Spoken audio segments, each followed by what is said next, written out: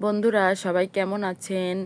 অনেক দিন ধরেই আপনাদের সাথে ভিডিও আপলোড দিতে পারছি না, প্রচুর ব্যস্ত, ছেলে মেয়ের শরীরটাও খুব খারাপ। চলে আসলাম একটা রান্নার ভিডিও নিয়ে। আজকে দুপুরবেলা কি কি রান্না করলাম সেটাই আপনাদের সাথে এখন শেয়ার করব। স্কুল থেকে আসার সময় নদীর একদম তাজা মাছ কিনে আনছিলাম, তার সাথে আনছিলাম হচ্ছে কলমি শাক, আর এদিকে ভাতও বসিয়ে দিয়েছি।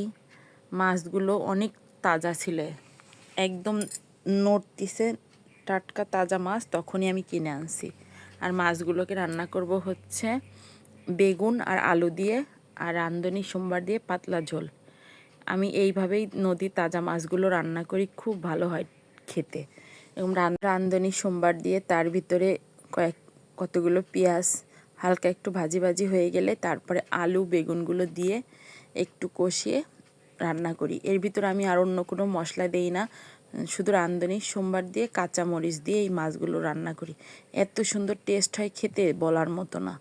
একদিন ট্রাই করে দেখবেন, অনেক ভালো লাগে। আর আমাদের এইখানে তো নদীর মাছ অনেক পাওয়া যায় এখন জলের সময়, কিন্তু প্রচুর পরিমাণে নদীর মাছের দাম বন্ধুরা, খুব দাম।